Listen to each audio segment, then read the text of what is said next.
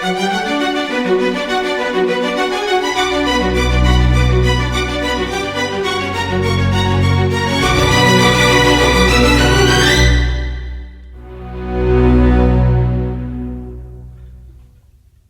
jina la Mwenyezi Mungu mwingi wa rehema, mwenye kurehemu, sifa zote njema anazistahiki Allah, muumba wa ulimwengu na vyote vilivyomo.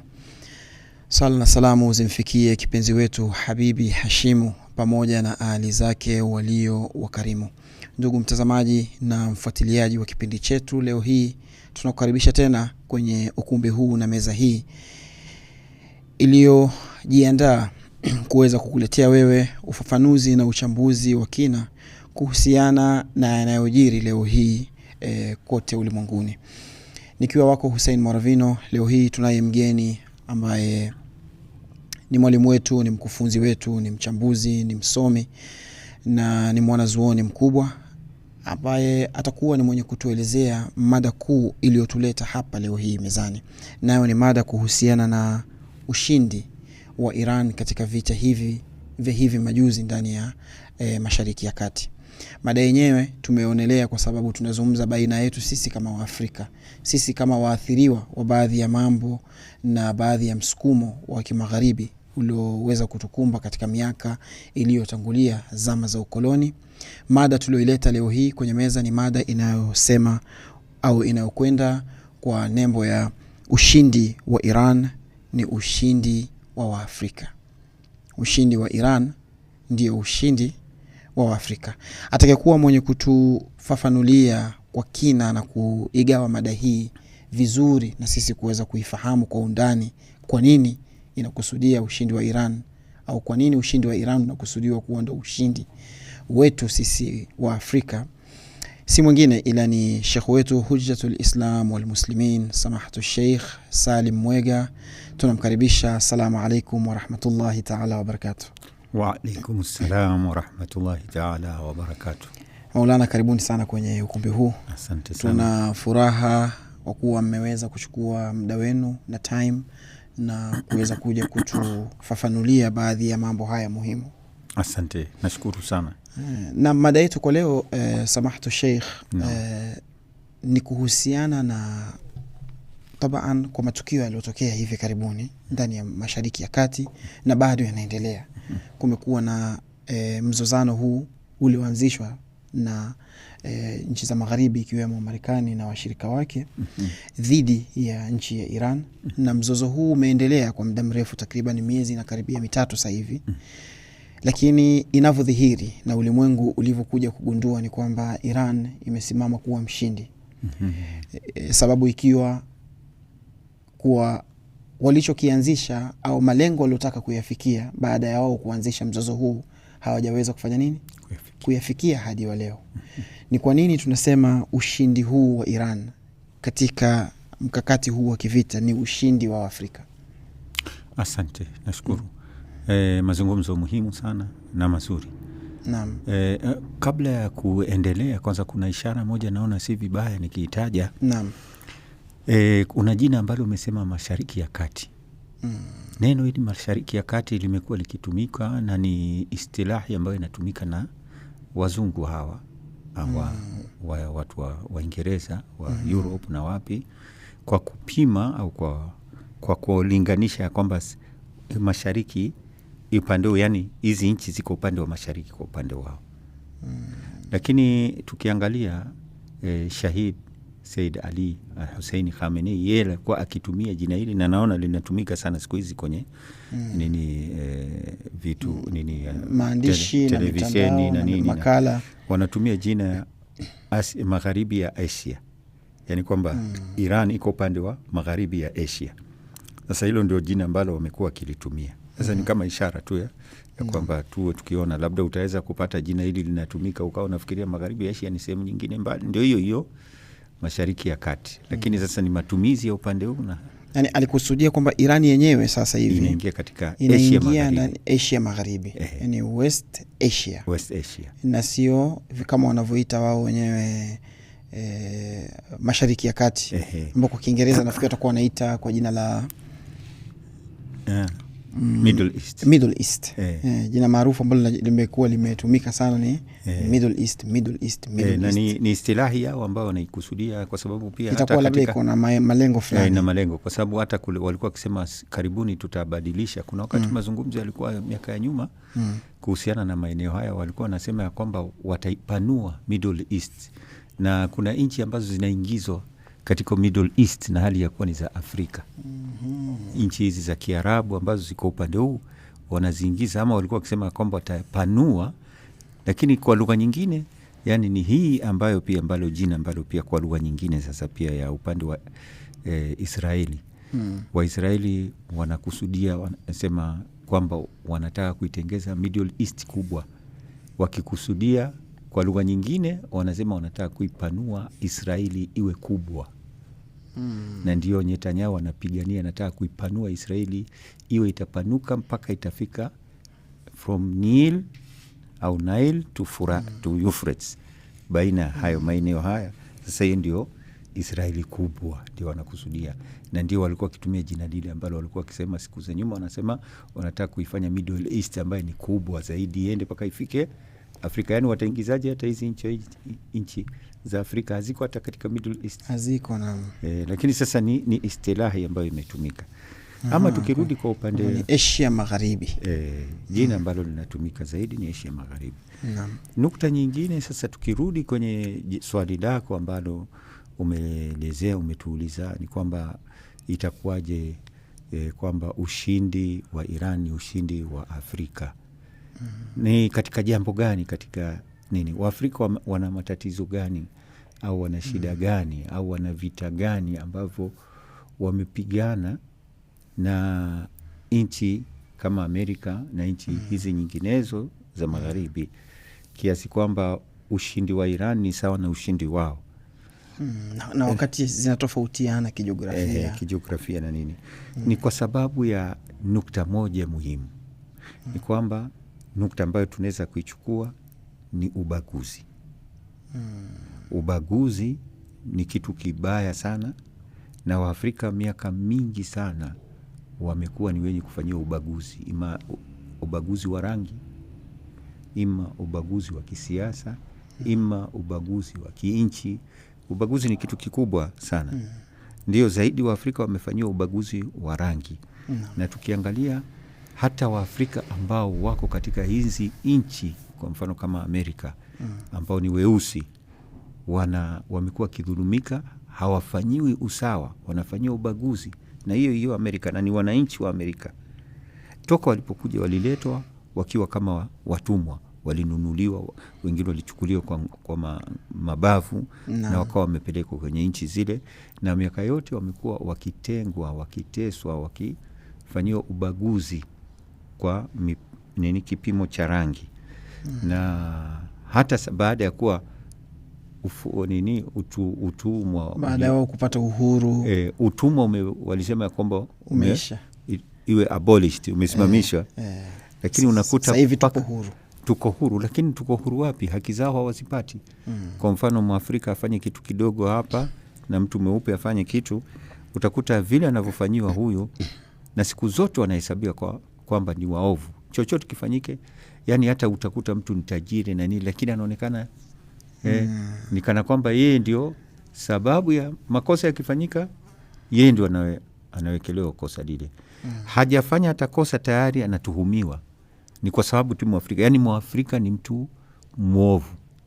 Mwafrika ni mtu hafai, yani makosa yote Amerika. Ndio sababu unakuta kuna siku zile vile vita vilifanyika siku za walivyokuwa wakiuawa na polisi, watu walikuja wakafanya maandamano. Na kama unakumbuka, kuna mmoja pia aliuliwa, wengi wameuliwa, lakini kuna huyo mmoja alinyongwa hapo barabarani, watu wakiona waziwazi. Na ikawa watu wametoka, jina lake sikumbuki, alikuwa kiitwa Jones au nani, sikumbuki, nimesahau jina lake. Lakini kulitoka harakati, wakawa wanasema, hata kuna kundi lilitengeza harakati wakaita nini, Black Lives Matter.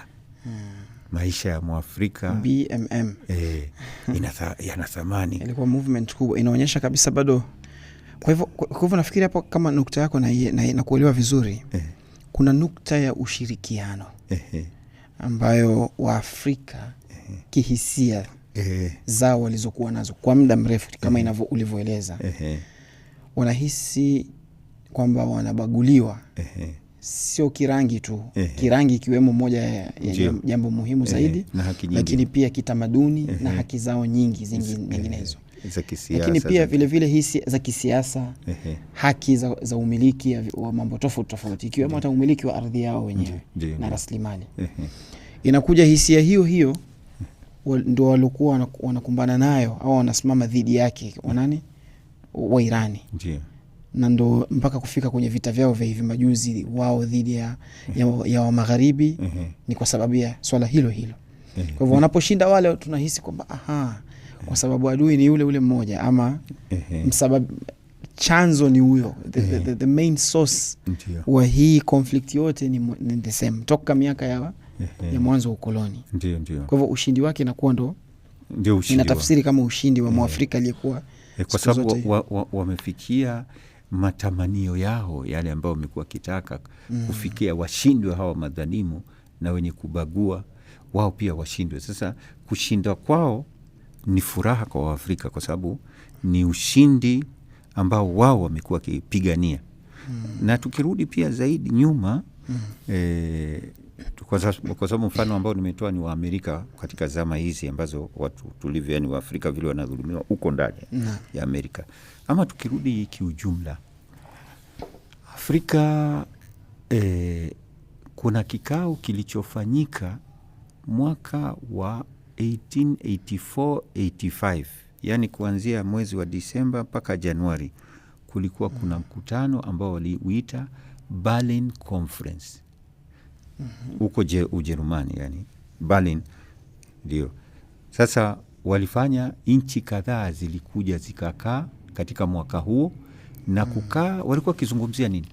Walikuwa kizungumzia kuhusu kugawana Afrika, kwa sababu hizi nchi, kwa sababu zilikuwa ni siku za nyuma, zilikuwa ni nchi ambazo ziliweza kufikia nguvu miaka hiyo ya nyuma, na ili kuweza kufanya kupata nguvu zaidi na kupata mali na nini, walikuwa wanahitajia mapungufu yao kuyakamilisha.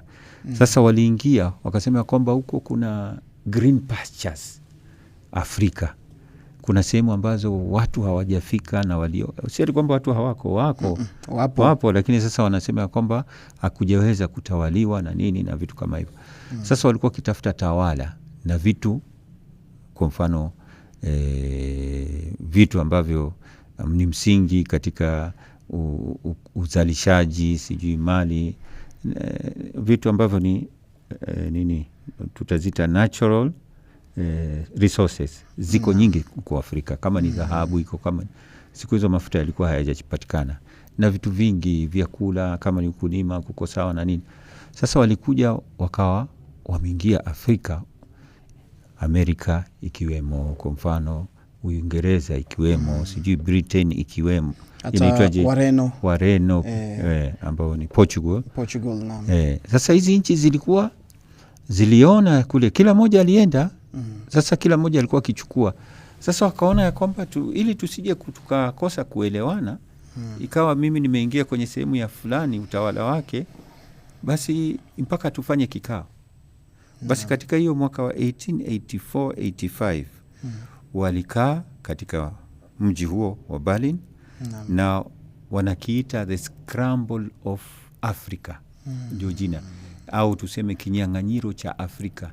Yani walikuwa kila moja anakimbilia tugawane, tutaiteka vipi hii, tunaiteka vipi Afrika? Ni kama ugali sasa hivi, kila mtu anashika, ili ni yangu, ili eneo lipo, nani tutafanyaje paka tulishikilie? Sasa wakasema tutoe tofauti, tuangalie vipi tutaelewana. Alafu hawa watu wakatengeza mkataba na nini, vipi watakuwa kiendesha hizi sehemu. Kuna mambo ambayo walikubaliana mengi tu, ambayo mpaka leo ndio yanatumika. Basi tutakuja kuzungumzia baadhi ya mambo ambayo walifikia. Sasa wakati huo ikawa ndio nini, Wareno wakachukua sehemu, sijui Amerika ndio haikuchukua kinini katika nchi, lakini ilitawala na imekuwa na nini. Na Uturuki pia ilikuwa kwa wakati huo, ndio ilikuwa siku hizo Ottoman Empire wakati huo. Waturuki ndio walikuwa, sio kwa unwani ya kwamba walikuwa sasa wanafuata Uislamu au nini. Na kuna nchi kadhaa ambazo zilikuwa kwa wanataja karibu nchi hii dola ya Osmani, hiyo Ottoman Empire umeitaja, wakati huo ndio ilikuwa inanasibishwa na Waturki wenyewe. Kwa sababu nini? Ukhalifa ule hasili uliotoka ulikuja ukawa umebadilika, ukatoka kwa Waarabu wakachukua Waturuki baada ya kuwa wamewamaliza wale viongozi ambao na kutaka kuzaana hivi, ikawa imechukuliwa, ikawa ni imebadilika, imekuwa ni empire tena, sio khalifa, sio khalifa aliokuwa nao mwisho khalifa. Sasa Banu Abbas ndio walikuwa Uthman mwenyewe. Sasa sio ulikuwa kuna ukhalifa, wakaja kutoka kwa Banu Abbas, ndio sasa baadaye ndio wakaja sasa hawa ndio kawa sasa wakawa wanatawala pia nchi kadhaa. Ottoman Empire na nini, na ilikuja ikawa baadaye iliangushwa baadaye. Ala kule tusiingie kwenye hayo ni mazungumzo mengine ambayo la muhimu, lakini ni muhimu kalau tutayajua, kwa sababu kweli nafikiri hapo ndo ni kama unavyoeleza ni chanzo cha haya yote halikufikia sasa. Sasa ndio la muhimu ni hapa ambapo walikaa kinyang'anyiro hicho. Karne takriban 2 zimepita, 1884 mpaka 85, yani kwa muda wa miezi miwili, yani Disemba mpaka Januari. Kulikuwa na vikao hivyo, wakikaa wakielewana hii itakuwa wapi, wewe uchukue maeneo haya. Wakati huo ulikuwa hakuna nchi ati sijui Kenya, sijui Tanzania, sijui nini, hazikuweko. Ilikuwa ni Afrika. Kwa jumla, ndio maeneo fulani tunasema huku ni Rwanda, huku kwa mfano lakini maeneo ilikuwa hata nini mapu ya siku hizo ilikuwa tofauti. Na kabla ya hapo, wasemavyo wengine wanasema ya kwamba Afrika ilikuwa haiitwa Afrika wakati huo, ilikuwa na jina lingine ambalo lilikuwa linatumika zaidi na baadhi ya watu kutoka huko. Jina lenyewe wanasema Afrika ilikuwa kiitwa Alkebulani ndio ilikuwa jina ambalo yani ilikuwa ni katika maeneo kwa mfano ya watu hawa kabila hizi za Kinubi, sijui nani, kabila hizi walikuwa kitumia hilo jina kwa maana ya kwamba mother of mankind, yani mama wa binadamu wote. Au kwa lugha nyingine wanasema pia inafasiriwa, wanasema kwamba ilikuwa ina maana ya nini, ya shamba la Edeni, ndio lile, yani maana Alkebulani iko vile maana yake. Lakini saa wakati huo ndio wakabadilisha, wakalipatia jina ya Afrika. Hiyo ndio ikawa nini, Afrika ikaitwa Afrika hivyo. Sasa kwa ujumla ni kwamba walikuja wakagawana na ikawa nini, kila nchi ikawa imechukua sehemu zake na nini, kuna Jerumani, kuna nini. Na siku hizo tukirudi nyuma pia, kwa sababu walikuwa wamekuja pia, walianza miaka ya ngapi ndio walianza kuja Afrika? Ilikuwa ni 1460s huko. 1460s ndio walianza kuja Wareno, Waportugal hawa na wengineo, na wakawa wametawala. Na hata ndio tunaona hata hii Fort Jesus pia ilikuwa ndio ilijengwa miaka hiyo, kwa sababu Wareno walikuja wakatawala. Wareno pia walikuwa na harakati zile za kutawala nchi kadhaa, na walikuwa kichunga sasa biashara zao za kupitia kwa mto bahari ya Indian Ocean, walikuwa wakitumia sana nini. Na hata walikuwa wametawala hata Irani yenyewe wakati huo, walikuja wakawa wanaitawala hii bet nini, Hormuzi, mlango bahari wa Hormuz. Kuna wakati huo wa 1880s huko ambao saizi na 18 sikumbuki 80 ngapi au 80s hiyo 18000 huko walikuwa ndio wanatawala hiyo Hormuz. Na Wairani walifanya kupigana nao na wakawa wamewatoa, wakafukuza mpaka wakafika wapi, wakawarudisha mpaka Kenya. Waportugal wakawa wamebaki Kenya, lakini wakawa wamewatoa katika maeneo ya haya. Unaona, sasa kumekuwa na japo hilo. Sasa tukirudi kwenye nini matatizo ya Afrika, tunakuta ni ubaguzi ulikuweko mwingi mkubwa sana. Sasa tukirudi kabla ya kutaja Naam. nilikuwa ama hilo niweke huko mwisho baadaye kuangalia Uislamu unasema vipi kuhusiana na jambo la ubaguzi na nini. Lakini tukiingia kwenye mazungumzo zaidi kuhusiana na nini, miongoni mwa mambo sasa makubaliano waniita Berlin Act ya 1884. Katika kile kikao kilikaa na wakapitisha baadhi ya mambo. Sasa hivi labda mtu akiingia ndio anaweza kuzipata hiyo Berlin Act, unaweza kuipata labda kwenye internet labda, lakini wanajaribu kuficha wewe taka ndio ijulikane sana, lakini kuna unaweza kuipata labda si kikamilifu, lakini katika baadhi ya nukta ambazo walikuwa wamekubaliana. Na walikubaliana ya kwamba nchi fulani itakuwa ya nchi fulani na nini, lakini katika taratibu zile za kuwasiliana kushirikiana walikubaliana vipi watawatawala wa Afrika. Kuna mambo ambayo walikubaliana ya kwamba, kwa mfano walisema ya kwamba tuhakikishe ya kwamba hawatakubaliana divide and rule, hawatakuwa kitu kimoja, wasiwe na umoja wote takavyokuwa, ubaguzi wao wenyewe wao wanabaguana. Kwa hivyo wakatia jambo hili la tofauti za makabila na maeneo na sehemu fulani, na wakawa wameweka kwa njia hali ambayo dhulma itakuwa imebaki siku zote. Watu fulani watakuwa kusema hawa wametudhulumu, haki yetu wameichukua. Kwa hivyo siku zote watakuwa hawapatani. Unaona? Kitu cha pili pia ni kwamba Waafrika wasiwe wanaweza kujitegemea. Waambiwe siku zote ya kwamba nyinyi hamna uwezo huo. Yani kama ni kutaka kufanya kitu chochote mpaka kiwe kitapitia kwa watu weupe. Nyinyi hamwezi, nyinyi mko nyuma. Pia vile vile katika mambo ya kwamba ni kwamba pia wasiwe watapata elimu zile msingi ambazo zinaweza kuwafungua akili na kuweza kujitegemea na mambo kama hayo. Sasa mambo kama hayo ya zaidi, na wakawa nakubaliana kwa mfano kama vile kama ni kufundishwa, wafundishwe vitu ambavyo vitawafanya waweze kuwa ni wenye kutoa huduma zaidi na kufanya nini kuwafaidi hao wengine. Kwa mfano kama ni ukulima, waweze kufanya kazi na wajue ukulima sio kwa ajili ya kuweza kujikuza na kuendeleza ukulima na nini kitu, lakini iwe ni kwa ajili ya faida ya huyu mkoloni. Kitu kingine pia ni kwamba wabadilishe culture na utamaduni za Kiafrika.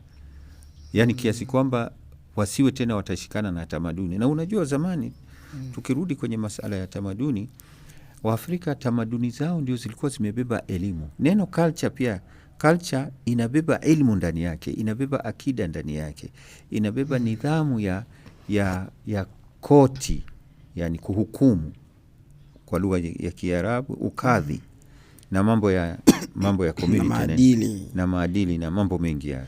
Sasa kwa upande wa elimu utakuta ya kwamba walituonyesha ya kwamba elimu zetu hazifai na hatuna maendeleo, lakini tukirudi tunakuta ya kwamba elimu Waafrika walikuwa wamefika mbali sana. Walikuwa na elimu mpaka saizi hata unashangaa. Hata kama kuna moja ndio nakumbuka, kuna moja nimesikiza nini yake alikuwa akielezea yani maneno ambayo yako kwenye lugha ya Kikuyu ambayo yanabeba elimu ya nini, ya nyota na sayari za juu.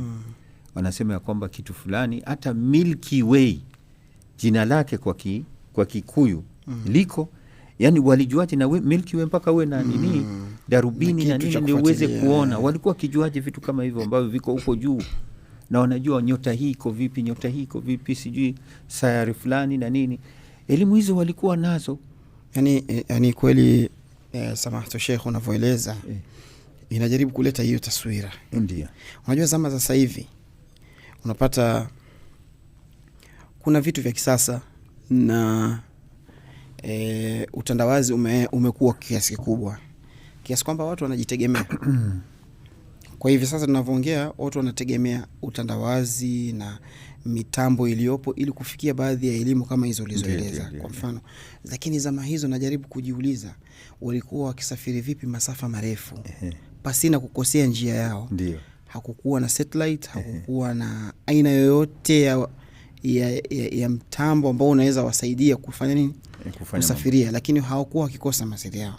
Umetaja katika maelezo yako hapo nyuma kwamba walikuwa wakitumia mpaka bahari ya Indian Ocean, ya Hindi, Indian Ocean, kufanya usafiri wa mambo yao, kama ni usafirishaji wa bidhaa au usafiri wao wenyewe. Lakini utakuta kwamba walikuwa hawapotei hivyo hivyo, pamoja na ukubwa wote wa habari ulivyo, walikuwa bado wanafanikiwa kutoka nukta hadi nukta nyingine. Ndio. Kwa mafanikio. Ndio. Hatimani itakuwa kuna elimu nzito ilikuwa ikitumika. Ndio. Sikuambii madawa, sikuambii magonjwa yalikuwa yakitibiwa vipi, sikuambii labda kilimo na jinsi walivyokuwa wakifanya masala ya kilimo na kuendeleza maisha yao. Kwa kweli inaweza, kama unavyoeleza, ni elimu yao haikuwa ni elimu si ya kupatikana darasani, lakini haikuwa chache kiasi cha kusema kwamba hawakuwa wamesoma. Ndio hii elimu siku hizi wanaita astrology, nafikiri. Astrology. Si astronomy. Astronomy ni nyingine ya mahesabu na nini. Sasa hii astrology walikuwa, hiyo elimu tanjim na nini, walikuwa nayo. Wanajua mwezi nyota ile inawaelekeza iko upande wa mashariki, kwa hivyo watajua itaenda vipi na fulani nyota fulani itakuwepo. Kutokana na hizo pia wanajua kuhesabu misimu, mwaka, nini itakuwepo kwa wingi. Walikuwa na elimu hizo. Hiyo ni upande huo tu. Mashaallah. Bali kando ya hapo ujuzi, walikuwa na tiba. Na hata paka leo hata dawa nyingi za miti wanasema ziko Afrika. Ni vile tu watu walipigwa vita kiasi kwamba wakionyeshwa kwamba havifai. Hata watoto wakipelekwa shule wakirudi wanaonyeshwa kwamba hii tiba ya nini, herbs, si nzuri, miti shamba hii ni uchawi. Wanaambia ni uchawi. Sije la, walikuwa kitoa kitibu magonjwa mengi sana kupitia kwa huyo. Na ilikuwa ni elimu ambayo imeenea. Lakini kwa bahati mbaya watoto hawakuweza kurithi kutoka kwa nini. Kitu kimoja ambacho tulikuwa tuna tatizo nalo ni kwamba ujuzi, na huenda iko, lakini ni vile labda sisi hatuna uandishi. Hawajaweza kuhifadhi elimu zao, zile za zamani hazikuweza kuandikwa. Walikuwa wakipokezana kwenye vitabu. Ilikuwa ni kufanya kupokea kutoka kwa mmoja hadi mwingine. Lakini kuna uwezekano ya kwamba pia unafanya kurithishwa lakini kuna uwezekano ya kwamba kulikuwa, lakini ile nini hati ya uandishi ilipotezwa, tukaletewa ya Kiingereza. Lakini ilikuwa iko. Na naamini ya kwamba labda ikifuatiliwa jambo hili litakuwa lipo. Lakini walioko na jambo hilo ni wachache, unaona. Naam. Sasa kwa upande huu tukirudi pia, tukitoa mfano mwingine kabla ya kunini, ni kwamba kwa upande wa elimu hiyo tiba, walikuwa hata pia wanafanya operation. Kwa mfano wakina mama wanazalishwa, na wakati mwingine inabidi afanyie operation aweze kuzaa. Kando ya hapo, mimi niliwahi kuona video fulani si miaka ya mbali sana. Kuna mmoja alikuwa akifanya operation ya ubongo ya kichwa, skull, anaipasua, na yule mtu yuko hajalala, yuko macho, lakini walikuwa unakuta anapasua. Niliona mwenyewe kwenye video, iliwahi kuona watu kwa njia hizo za kizamani. Kuna watu walikuwa wamepokea hizo, anapasua ili wanakufungua kabisa, wanatibu alafu wanafinika. Kwa hiti tiba kama hizo. Sasa ama hata nini, kitendo hiki cha kutahirisha watoto, vijana wanapelekwa kwenye mto na nini, na kuna nini anakatwa bila maumivu yoyote, na kwa njia za siku hizo na vifaa vya siku hizo. Sasa elimu zilikuwepo, lakini sasa walifundisha watu, yani kwa hizi nukta ambazo ndio tunazungumzia, hizo makubaliano yao na kwamba Afrika elimu zao zisionyeshe, thakafa yao na culture yao ivunjwe na nini. Wakachukua elimu hizi wakaenda nazo kule, wakazichukua na wenyewe wakawa ndio sasa wanaanzisha.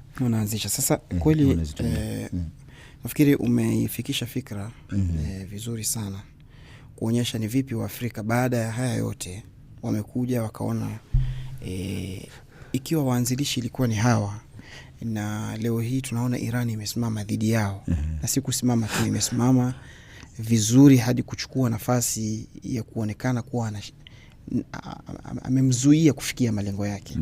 Kwa sababu malengo yake ni kama yalivyokuwa wakati huo, walitaka kunyakua rasilimali, kunyakua sehemu kuhakikisha iko chini ya uongozi wao na vitu takriban, lakini kwa system ya kileo. Lakini Mwirani akasimama dhidi yake akamzuia. Anakuja Mwafrika anahisi yule aliye ni dhulumu miaka hiyo leo hii amepata ani pwagu, amepata pwaguzi. Wanasema pwagu amepata pwaguzi. Amepata mtu wa kumzuia asiweze kufanikiwa. Sasa swali ambalo linakuja baada ya hapo, je, baada ya hii hisia ya ushindi wa Afrika katika hii vita ya Iran, vita hivi vyenyewe mpaka kufikia sasa vimekuwa na faida gani kwa Afrika? Na ni faida ipi ambao Afrika wameweza kupata kutokana na huu mzozo unaoendelea sasa hivi na hali iliyopo ya mzozo huu? Ni yapi wameweza, ni faida zipi wameweza kuzipata kutokana na mzozo huu? Kabla sijaingia kwa undani kabisa, kuna kitu ambacho naona ni kama utangulizi ndio tuweze kufikia kwenye natija hiyo swali hilo. Ni kwamba hao walipokuja Afrika, na sio Afrika tu peke yake, katika nchi nyingi ambazo wamekuja wakazitawala wa Europe na wa Amerika na nani, walikuja kwa njia ya kwanza, walikuja wakionyesha ya kwamba sisi tunakuja kuwa kushirikiana na nyinyi, na ili wakae walisema ya kwamba sisi tuna silaha, tuna nini, tuna nguvu na nini, tunaweza kuwahifadhi. Ikawa ndio zinaitwa nini, protectorate. Sasa zile protectorate au sehemu ambazo wanazihifadhi, wanachunga. Kwa hivyo si wanabidi walete silaha zao, inabidi walete jeshi lao, si walete vitu vyao. Baada ya muda hiyo sehemu ilikuja ikabadilika ikawa koloni. Sasa kwa mfano Kenya, kulikuwa sehemu ambayo ilikuwa, kwa sababu walikuwa wanaitwaje, wa Omani walikuweko na walikuwa wanatoka.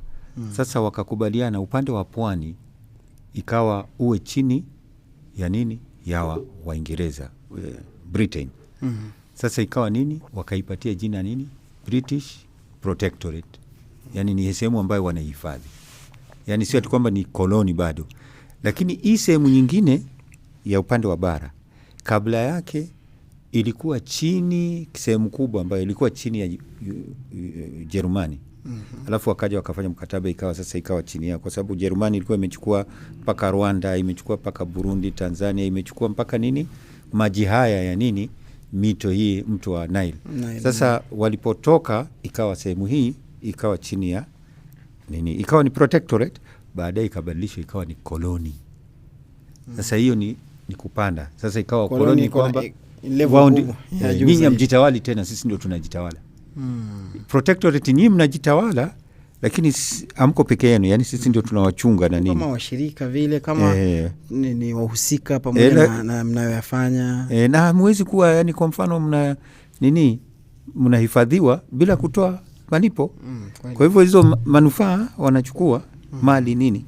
Sasa imeendelea, Waafrika walipofikia kwamba ni ukoloni, alhamdulillah, Waafrika waliamka na wakawa wanadai haki zao, kwa sababu ardhi zao wamenyang'anywa na nini, na ndio ikawa kuna vita vya kutaka kupata uhuru.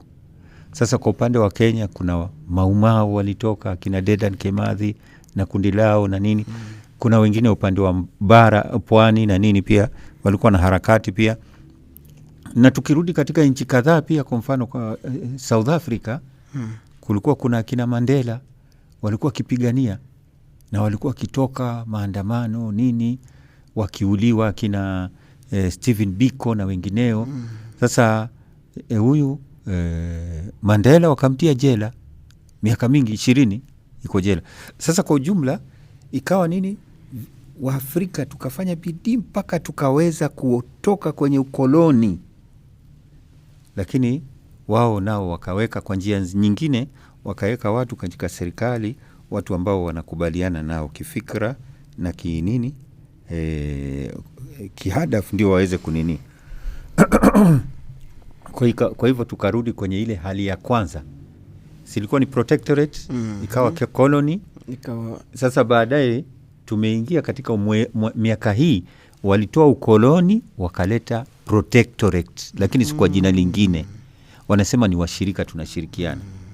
Sasa si wameingia, na ndio sababu kwa mfano kama nchi kama vile Bahrain wako na nini zao hizo kambi wapi Afrika huko ni Kenya, nchi zote ni wapi za Asia Magharibi takriban wako na kambi zao, hakukosi kuwepo na kambi, na mpaka leo hata nchi za kwetu wenyewe kambi zipo.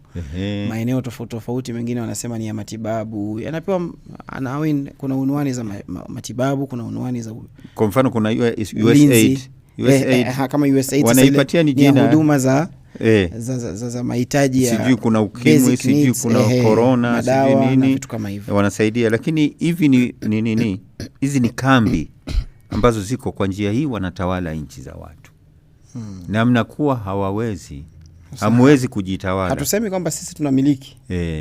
Sisi tupo tu. Utakuta ukitaka kufanya kitu unapingwa. Yani kwa mfano kama ni watu wamepatikana wasomi wa juu kabisa, wakiona kwamba wanaweza kufaidika na wanawachukua wanapeleka nchi zao. Unaona? La sivyo basi wanahakikisha kwamba hatafanikiwa kuendelea kielimu na katika harakati zake. Wanamuua au wanamwekea vikwazo au wana matatizo, wanaleta tofauti baina yake na serikali na nini na mambo kama. Kwa hivyo ni kwamba mkitaka kutengeza kwa mfano silaha zile ambazo ni hatari zinaweza kunini, wanawazuia. Hamna ruhusa ya kutengeza silaha kwa sababu na ndio sababu kwa mfano kama sasa tukirudi kwenye nchi hizi nyingi, kwa mfano hata kama ni Japan wamekuwa na uhusiano, lakini walikuwa hawaruhusiwi kutengeza silaha za kwa mfano za hali ya juu, hawaruhusiwi, na ni kwamba wanaambiwa kwamba mko huru. Iran ndio imekuwa na unaona vikwazo wamekuwa kiwekea Iran ndio wasiweze kupanda juu. Iran sasa ilipoweza kuwatoa mara ya kwanza kwa kutoa kupitia kwa Shah na wakatoa embassy ya Amerika, waliweza kunini walikuwa sasa hawana njia ya kuingia tena Iran. Lakini kwenye nchi hizi zingine wanazitawala. Hata kama ni nchi utaona ya kwamba sijui mna jeshi lenu, sijui mna nini, lakini mnatawaliwa kwa sababu nini zao ziko. Iraq wamefanya vipi? The same thing. Saddam wameweza kukubali, wamemtoa na nini, lakini na nyinyi mnafanya kura zenu, mnachaguana, lakini wako na nini zao huko, kambi zao zenye nguvu, wanatawala nchi. Nchi ni yao. Protectorate kwa sasa. Na sasa tukirudi kwenye swali lako kwamba je, ni faida zipi? Sasa Irani, kwanza turudi kwenye swali la kwanza, ni kwamba huko ndani mnafanyia ubaguzi. Wale majeshi wao wanakuja wanajisi watoto wa kike wa nchi, au anafanya ovu, wanasema wako juu ya kanuni, wanasema hawezi hukumiwa huko, wanapelekwa kwao kule, anaenda huru. Tayari ubaguzi wa kwanza umefanyika. Ubaguzi wa kikanuni wazi kabisa. Siku za nyuma tulikuwa tuna ubaguzi tulifanyiwa siku za nyuma, na mpaka leo kuna yanaendelea. Ni ubaguzi ya segregation. Segregation ni nini? Ni kwamba watu wanaishi kwenye ni kama kambi, sehemu tofauti. Yani Waafrika walikuwa na sehemu zao, hawaruhusi kwenda kwa watu weupe. Kwa mfano kama Kenya, hata nchi zingine pia ziko Afrika pia walikuwa kufanywa hivyo. Yani Mwafrika anaishi kwenye nchi, yani kwenye mji sehemu fulani ambazo ni sehemu za duni. Alafu wale ambao ni wako wastani kidogo, watu wa Asia na Waarabu, wana sehemu zao ndio wanaishi, ziko bora zaidi kuliko hizi zingine. Huduma pia wanazopewa ni kiasi zaidi. Ukienda kwa watu weupe, wao sasa huko ndio juu ya sehemu za juu za kitajiri. Naam. Sasa hawaruhusi kuingia hivyo. Ukienda huko mpaka uwe na nini. Hata hii passport. Passport ilianza vipi? Ilikuwa ni pasi. Huwezi kutoka bila hiyo pasi. Mimi nakumbuka mama yangu hata tuliona wao, kwa sababu siku za nyuma walikuwa naishi katika hizo, alikuwa na pasi. Saizi sijui kama iko nyumbani au ilipotea. Passport hiyo ndio ilikuwa pasi. Yani walikuwa hawaruhusi kwenda kutoka huko kwenda mji mwingine au kwenda bila passport hiyo. Ndio imekuja baadaye ikawa sasa ndio ya kiulimwengu. Kuzuia ule uhuru wa muingiliano baina yenu. Ndio hiyo sasa wanaita ubaguzi wa kimakazi na katika harakati hiyo. Hiyo ni segregation ambayo ilikuwa. Huwezi ukaelewana, wewe si wa yule, wewe nyinyi watu tofauti. Unafanya nini hapa? Ukionekana eneo hilo unafanya nini hapa? Alafu Amerika pia mpaka saizi watu weusi wanaambiwa waishi sehemu Kuna miji yao utakuta labda kumekuwa na mvua, mafuriko, wanapuuzwa. Ajabu zaidi unapata hata kutenganishwa kule, hata lugha inakuwa ni moja saa zingine. Yani lugha yangu na yako ni sawa, lakini wewe siwe kwangu. Wewe ni nchi tofauti na mimi ni nchi. Hata katika matibabu utakuta hospitali wanapatiwa special, wengine wanapatiwa tofauti na nini. Huduma zile yani ziko tofauti. Sasa tukirudi kwa upande huu sasa, wa Irani pia kumekuwa na hiyo kwanza ubaguzi sasa, kwa sababu ubaguzi kwa aina kadhaa. Kuna ubaguzi wa rangi, kuna ubaguzi wa nchi, kuna ubaguzi wa kisiasa nini na kuna ubaguzi wa kidini. Sasa Waislamu pia wanakuwa wewe ni Muislamu, kuna ubaguzi ya kwamba Muislamu, na wanatengeza picha mbaya kuonyesha kwamba huyu ni terrorist. Unaona wametengeza? Hata neno tukufu la Mwenyezi Mungu ambayo ni Mwenyezi Mungu hakuna mkubwa kuliko Allah. Tunasema Allahu Akbar, wameifanya ni ya kwamba mtu atakisikia jina hilo anajua ni magaidi ndio anatumia hilo jina. Na ni jina la kumtukuza Mwenyezi Mungu. Kumhimidi. Wametengeza nini mpaka chuki ya kwamba ukisikia mtu asiyekuwa Muislamu ukisikia Allahu Akbar anasema bomu sasa zinatupwa hapa. Sasa ule ubaguzi ulikuwa ukifanywa. Irani pia imefanyiwa katika nchi yake. Walifanyia ubaguzi nini hizo nini, walikuwa hapa walichukua mafuta, walikuwa kiachukua. Unaona kama mfano Hormuz hiyo pia walikuwa kisitawala. Irani yenyewe ni haki yao, hawapati chochote nini, watu wanaingia wakitoka na nini. Unaona? Kwa hivyo Irani wameweza kupigana na wakaweza kukabiliana na ubaguzi huo. Na sasa ndio furaha yetu, kwa sababu sisi wa Afrika, huyu dhalimu ambaye amekuwa kidhulumu pia sio yeye peke yake, watu wa Europe na nini, watu wa magharibi tumeweza kuwashinda. Yani sio sisi tumeenda hivi na wametuamsha tena. Sisi tuliweza kuwatoa kwa upande wa kiwili ukoloni, lakini wakarudi kwa upande wa nini? Kwa upande wa nini tena, kama vile protectorate kwa njia hiyo ndio jina. Tunaweza tukaipatia ukoloni mamboleo. Ukoloni mamboleo wakaja huo. Sasa ilikuwa ndio Waafrika pia wamehadaika kwa upande fulani. Kuna baadhi ya viongozi wa nchi kadhaa unakuta wao wako chini ya nini? Ya kwamba sisi hatuwezi nini mpaka tutegemee, na hatuwezi kufanya kitu bila ruhusa ya wao na nini.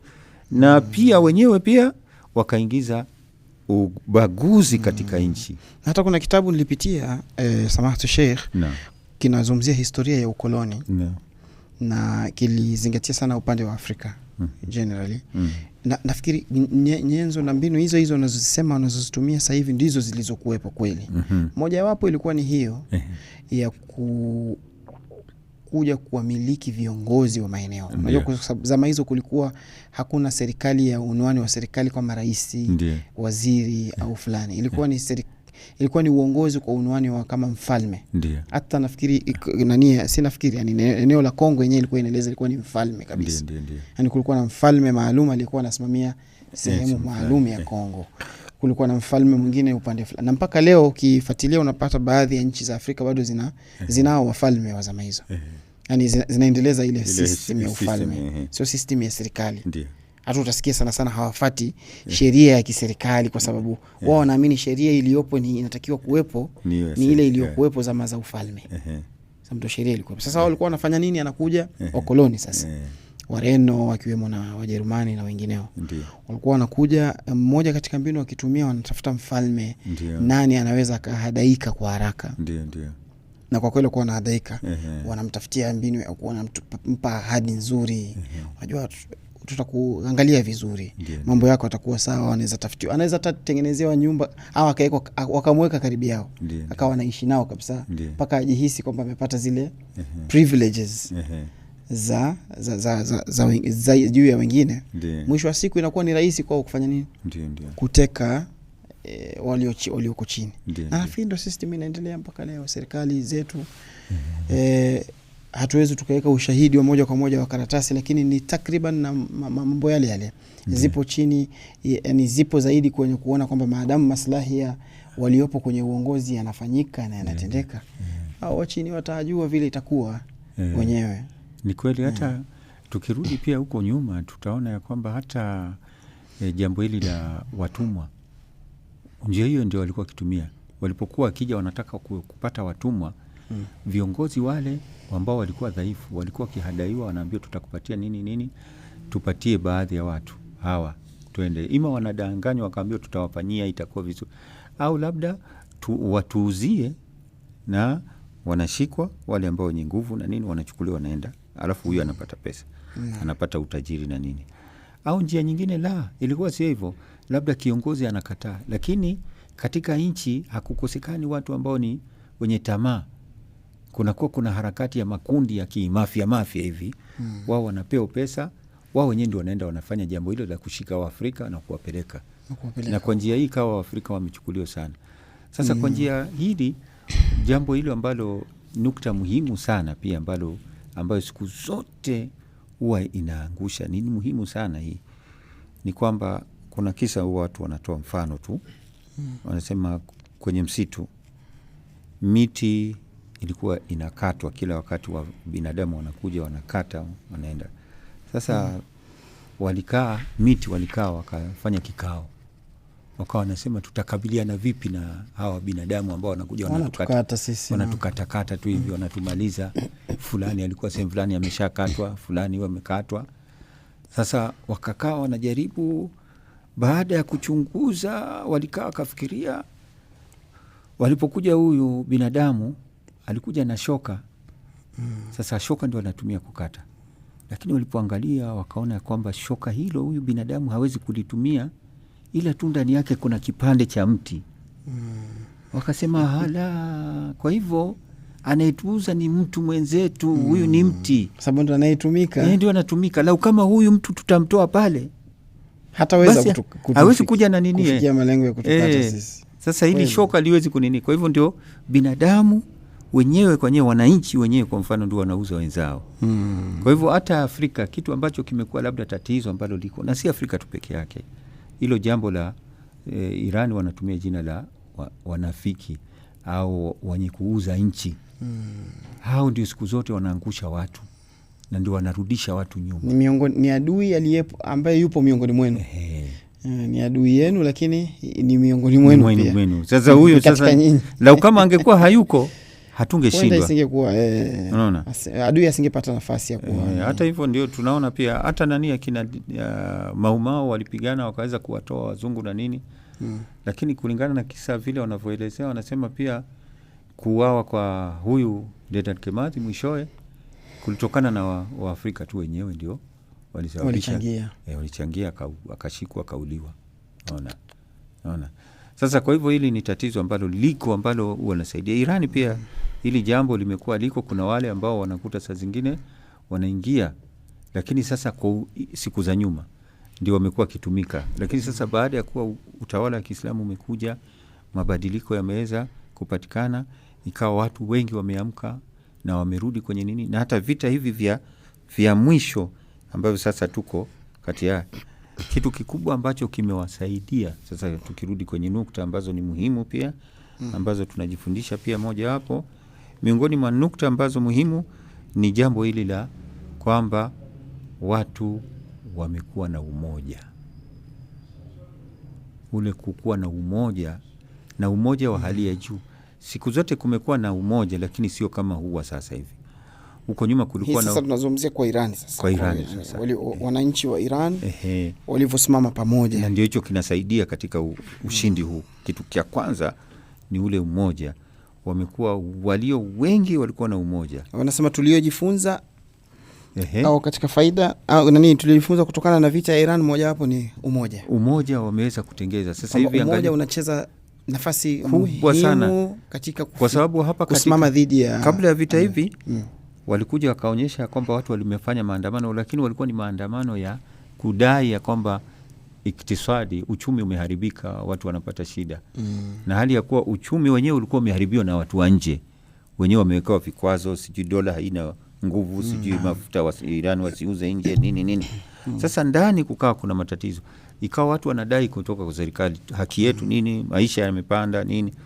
Hapo ndio wakatumwa watu wakulete hizi tofauti. Si maandamano yakatoka, fujo zikatoka. Hizo fujo sasa baadaye watu walijua, akasema hizi fujo si zetu. wakasema tuwatoe hawa, sisi hatuna shida na serikali, sisi hatuna wala serikali, si ati kwamba tunataka kuitoa serikali, tuko nayo nini, shida yetu ni matatizo ya kiuchumi. Kuna uwezekano tuna tatizo na serikali yetu ya kiuchumi na pia za ndani yetu sisi wenyewe, lakini sio tatizo la kutupelekea kwamba tuitake isiwepo. Kama mnavodai kwamba sasa ibadilishwe, ati sasa serikali ya Kiislamu haifai, hata wananchi hawaitaki. Sasa tatizo tunaweza tukakaa na serikali yetu tukazungumza na tukatatua na mambo yakarudi sawa, na wakawa wamerudi, wamekuwa na umoja. Sasa watu wanaotoka asilimia kubwa sana wanatoka kila siku. Kwa sasa hivi siku zaidi ya 70 usiku wanatoka kwa ajili ya kuonyesha umoja wao pamoja na serikali. Wanaandamana si dhidi ya serikali, ni kwa ajili ya kuunga serikali yao. Sasa kitu kimoja hicho, nukta moja ni watu kuwa na umoja na hawana tofauti ya kabila. Hapa Sheikh, hata naona umetaja dini, umeziunganisha nukta mbili kwa pamoja. Kwa sababu moja ni ya umoja wao wenyewe watu kwanza, sababu ilianzia na hapo. Asante, ndio hivyo nilikuwa nataka kusema. Pili ni wao kusimama pamoja na serikali, pamoja na kwamba wako pamoja, lakini pia wamesema serikali yetu tuko nayo.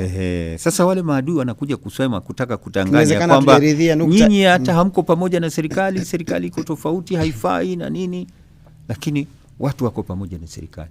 Tofauti hazikosi.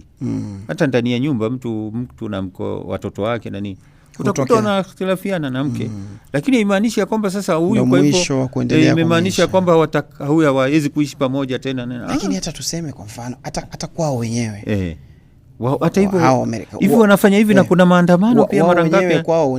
Ni wangapi, asilimia ngapi ya wananchi wao hawaridhii na serikali iliyopo? Hata hivyo inadhihiri kila siku, inaonekana na maandamano ya kudai kwamba hatutaki mfalme. Watu walitoka wengi sana, hawamtaki Trump. Anasema ufalme, yeye anadai kwamba ni mfalme. Sisi hatutaki. Wafanyie watu huduma na nini, wewe ni nani? Sasa mambo kama hayo pia unakuta watu wanatoka, lakini nchi zingine zinaonyeshwa zikaona kwamba hazifai. Kwa hivyo umoja baina ya wananchi na kusimama pamoja na viongozi wao, kuhakikisha wanawatetea na kukubali kwamba hawa ndio viongozi wetu sisi. Jambo la pili pia ni kwamba kuna kitu ambacho pia kipo. Ndio sisi tumetumia neno, tulikuwa tukifanyia ubaguzi kule na wakitufanyia kwa njia hiyo. Kwa hivyo kuna kitu ambacho nilikuwa nasema kuashiria ambacho ni muhimu pia vile. Tunasema kule walitumia mbinu ambazo walikuwa wakitumia ni ubaguzi na nini na hali kama hiyo.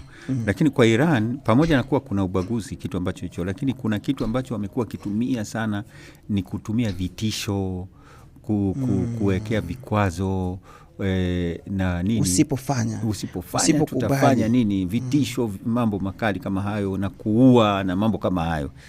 Lakini wale hawakuogopa wala nini. Sasa kule kubaki, kutoathirika, kusimama wima, kitu ambacho ni muhimu sana, wasiathirike na kitu. Kwa sababu nini? Jambo ambalo pia tunajifundisha ya kwamba haki haipotei, hata kama itachukua muda, lakini haki haipotei. Ndio ile aya pia inasema ya kwamba jaa alhaq wa zahaka albatil inna albatila kana zahuka. Yani haki imekuja na batil imedidimia. Na batil ni yenye kudidimia daima. Yani haiwezi kudumu, haina uhai, haina pumzi. Yani ni kama Baitul Ankabut kwenye Qur'ani inasema nyumba ya nini, ya huyu mdudu anaitwaje, Ankabuti. أوهن من إن أوهن من البيوت لبيت العنكبوت. أوهن من البيوت لا أوهن anaitwaje huyo mdudu tunamhitaji? Anaitwa buibui ndio hilo. Sasa huyo buibui nyumba dhaifu zaidi, ni dhaifu kabisa. Sasa ndio hao vile walivyo, udhaifu wake ameupeleka, ameutolea mfano na nyumba ile ya buibui. Sasa kwa hivyo mtu asikate tamaa, na mwisho atafikia ushindi. Siku zote ni wenye kudumu na watu. Nukta nyingine ambayo pia iko ni kwamba watetezi wa haki ni wengi. Mtu asiogope. Waona sasa Irani amefanya kitu kama hichi, watu wote wameelekea Iran, wameunga mkono. Yani na walikuwa kichukia dhulma zile zinafanyika siku zote nchi nyingi, lakini sasa ni kwa vile hawana uwezo. Sasa kitu kile ambacho walikuwa kitaka wamefikia, yani kupitia kwa Iran. Waafrika na nani na nchi zote hii Amerika ni kitu ambacho kiko.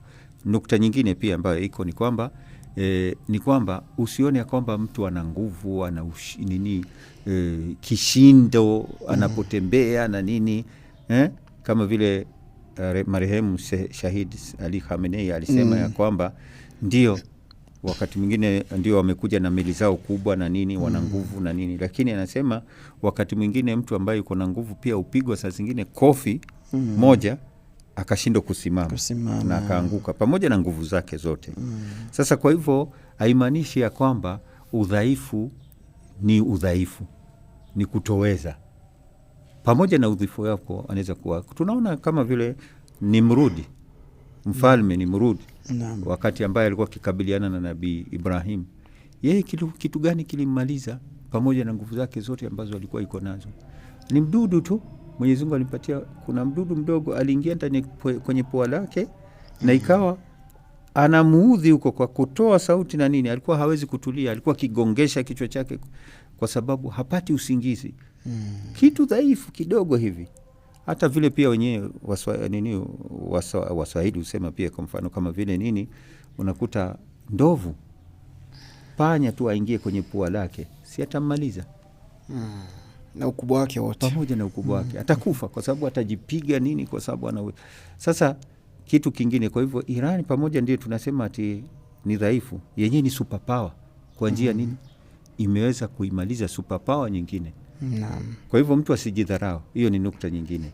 Kwa hivyo tusione ya kwamba tuweze. Jambo lingine pia ambalo liko ni kwamba kuna msemo ambao wanasema mwenye nguvu mpishe.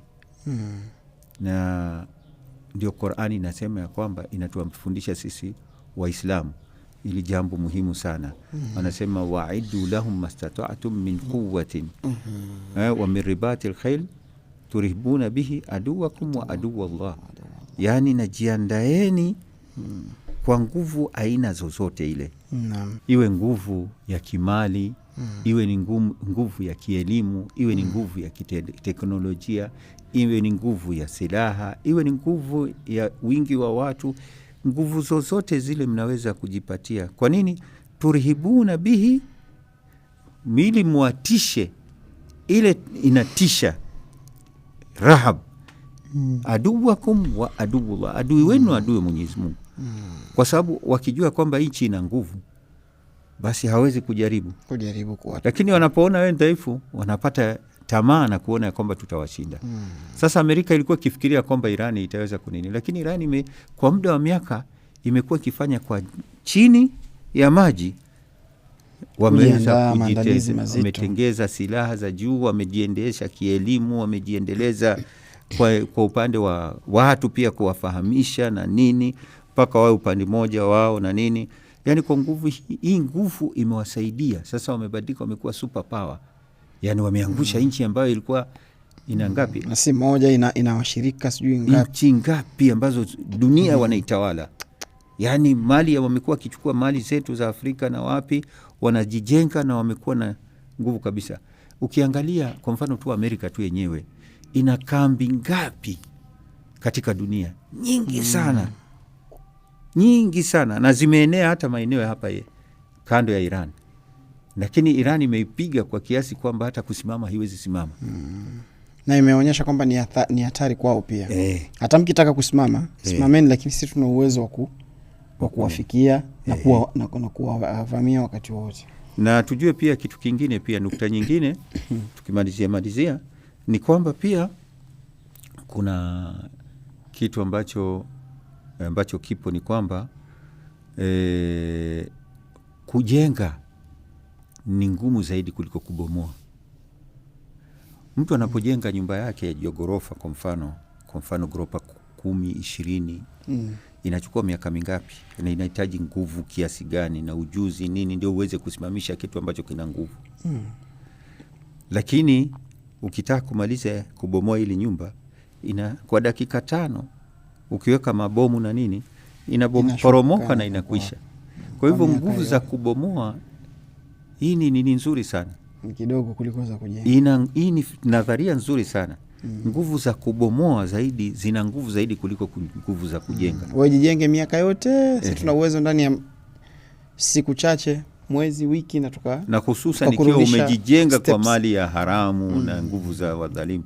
Sasa Amerika imejijenga, imefika huko, imefika teknolojia nini, lakini kwa nguvu za watu, inchi za watu, mali ya inchi nyingi na nini, na wasomi amechukua wameweza kufika, wametengeza hizo nini hizo ndege FS-35 au naam, F-35 hizo sijui na nini, ziko na nguvu sana na nini, wamechukea pesa chungu nzima, lakini Irani kwa muda mfupi kwa pigo moja tu imemalizwa.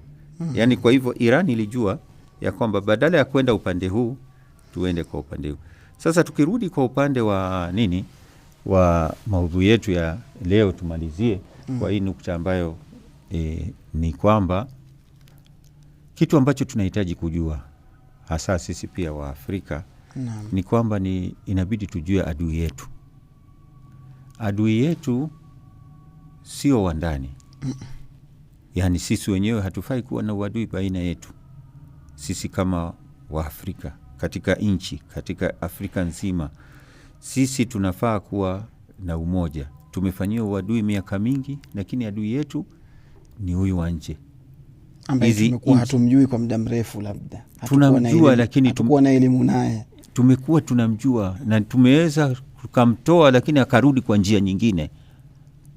Tulimtoa kwa ukoloni, siku za ukoloni, tukajitoa, tukasema nini, lakini huyo ndio bado analete ikhtilafu. Hata kwenye nchi unakuta kuna hizi tofauti za kikabila, sijui kuna matajiri wanadhulumu maskini, na hizo ubaguzi ambao uko ndani asili yake ni uko nje. Sasa kwa hivyo hatufai, tunatakana kutatua mambo yetu na ikhtilafu hazikosi, lakini hazitaki kufikia kwamba ni maadui. Tunatakana tuwe na umoja. Adui yetu ni wa nje, na adui yetu ni hizi nchi za kibeberu.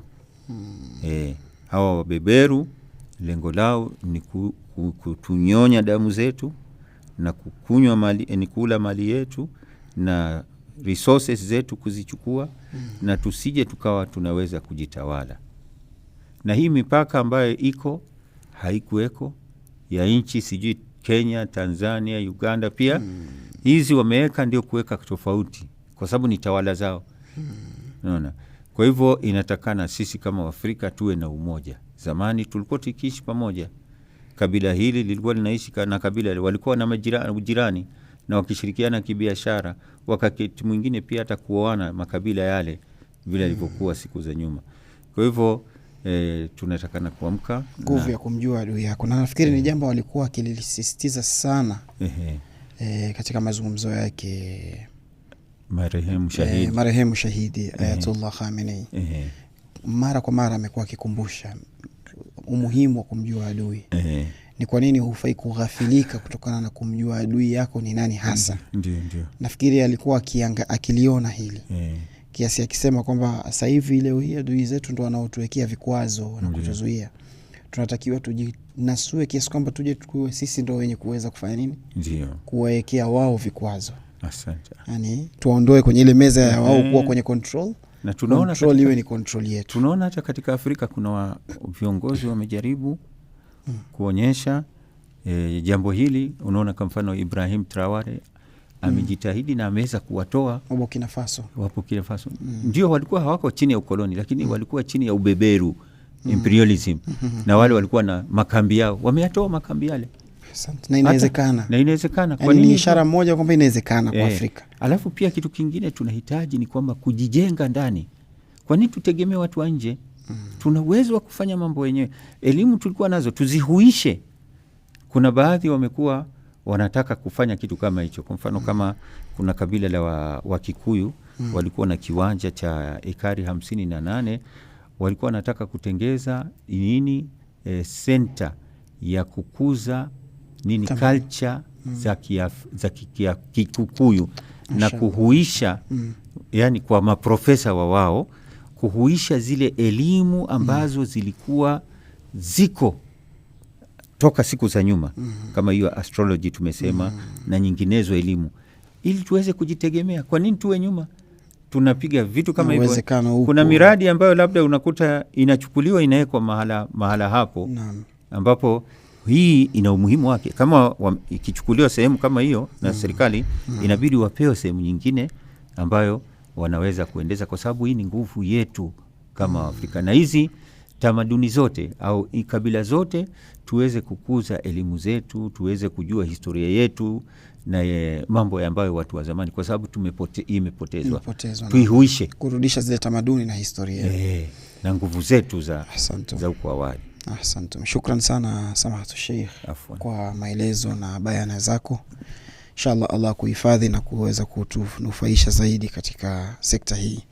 Ndugu mtazamaji, matarajio yangu mimi ni kuwa umenufaika kutokana na aliyoeleza Samahatu Sheikh Ayatullah Salim Mwega.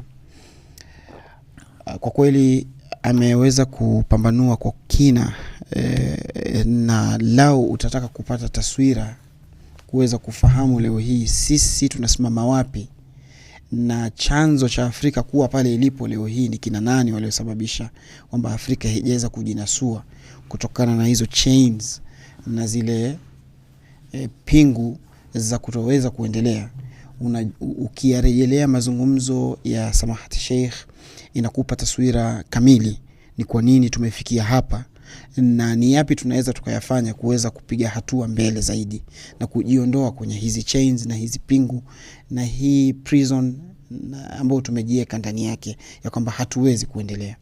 Mfano ukiwa wawazi kabisa alivyoelezea Iran leo hii, kwa umoja waliokuwa nao, kwa wao kuweza kusimama pamoja na serikali yao na kutaka kutatua matatizo yao baina yao wenyewe, na kuweza kukaa chini na kumjua adui ni nani na channel nguvu zao kuweza kujifunza mambo muhimu ya kielimu, kiteknolojia na nini.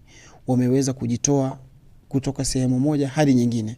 Leo hii amesimama dhidi ya wale wanaojiita ni wenye nguvu na ndo superpowers wa ulimwengu, na wamesimama dhidi yake, na insha Allah maombi ni kuwa waweze kufaulu katika hili wanalolipitia sasa hivi.